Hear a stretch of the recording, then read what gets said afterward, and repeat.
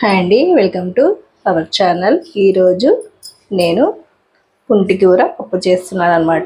చపాతీ, అన్నం, జొన్న రొట్టె అన్నిటిలోకి చాలా బాగుంటుందన్నమాట ఈ పప్పు. మీరు ఈ విధంగా నేను చేసిన విధంగా ట్రై చేసి చూడండి, చాలా బాగుంటుంది. ఇది ఎలా చేయాలనేది మనము ఇప్పుడు ప్రాసెస్లోకి వెళ్ళిపోదాము.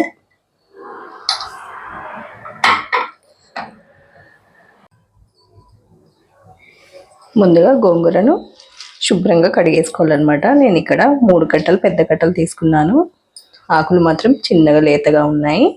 3 సార్లు శుభ్రంగా కడిగేసి పెట్టేసుకోవాలి. ఆకుకూరలో మనకు గోంగూర అనేది కొంచెం మట్టి ఎక్కువగా ఉంటుంది కాబట్టి 2-3 సార్లు కడుక్కుంటేనే మనకు బాగుంటుంది. ఇప్పుడు ఈ ఆకును పక్కకు పెట్టేసి కుక్కర్లోకి చేస్తున్నానండి. నేను 1 కప్పు కందిపప్పు తీసుకోవాలి. 1 అరకప్పు శనగపప్పు కూడా వేసుకుంటున్నాను. బాగుంటుంది శనగపప్పు కందిపప్పు వేసుకొని చేసుకుంటే. ఒకసారి శుభ్రంగా కడిగేసుకోవాలి. ఇప్పుడు ఇందులోకి వాటర్ వేసుకోవాలి.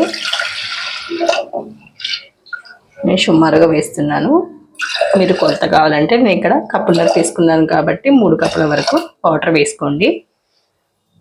ఇప్పుడు ఇందులోకి గోంగూరను వేసేసుకోవాలి.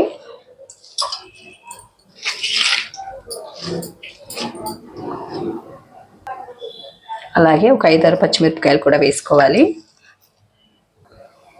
ఉల్లిపాయలు కూడా వేసుకోవాలి. ఒక పెద్ద మీడియం సైజు ఉల్లిపాయ తీసుకోండి, చిన్న ముక్కలుగా కట్ చేసి వేసేసుకోండి. ఇప్పుడు మూత పెట్టేసి ఒక 4 విజిల్స్ ఉడికించుకోవాలి. ఇప్పుడు 4 విజిల్స్ వచ్చాక చూసేద్దాము. 4 విజిల్స్ వచ్చాయండి. స్టవ్ కూడా ఆఫ్ చేసేసాను. ఇప్పుడు మూత తీసి చూద్దాము. ఇలా మెత్తగా ఉడికించుకోవాలన్నమాట. ఇప్పుడు ఈ పప్పుని వేయించుకోవాలన్నమాట. పప్పు గుత్తితో ఇలా మెత్తగా చేసేసుకోండి.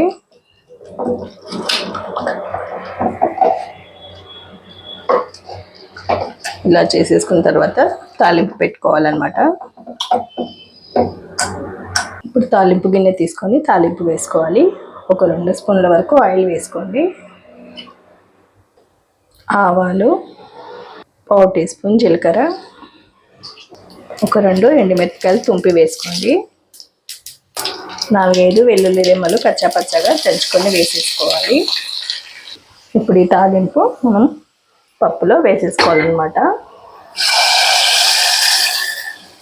తాలింపు వేసాక గట్టిగా అనిపిస్తే కొంచెం వాటర్ వేసుకోవాలి. మళ్ళీ చల్లారిన తర్వాత మనకి ఇంకా గట్టిగా అవుతుంది పప్పు అనేది. కొంచెం వాటర్ వేసుకుంటున్నాను నేను.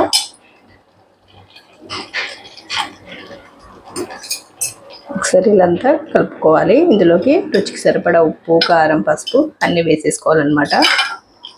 ఒకసారి మొత్తం కలిపేసేసుకుందాము. ఇది అన్నంలోకి, చపాతీలోకి, జొన్న రొట్టెలోకి అన్నిటిలోకి చాలా బాగుంటుందండి ఈ విధంగా చేసుకుంటే. మీరు కూడా ఒకసారి ఈ విధంగా ట్రై చేసి చూడండి. పచ్చిమిరపకాయలు వేసుకున్నా కానీ కొంచెం కారం కూడా వేసుకోవాలి.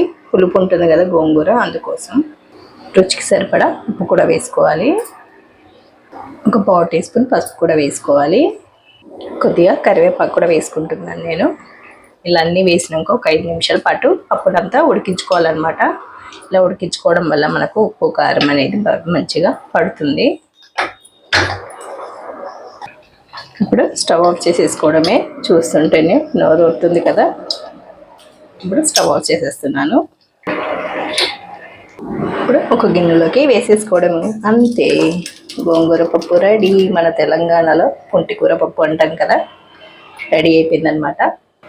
నచ్చిందా? నచ్చితే లైక్ చేయండి, షేర్ చేయండి, కామెంట్ పెట్టండి. మరిన్ని వీడియోస్ కోసం సబ్స్క్రైబ్ చేసుకోండి. పక్కనే ఉన్న బెల్ ఐకాన్ని క్లిక్ చేయండి. Thank you for watching. Bye bye.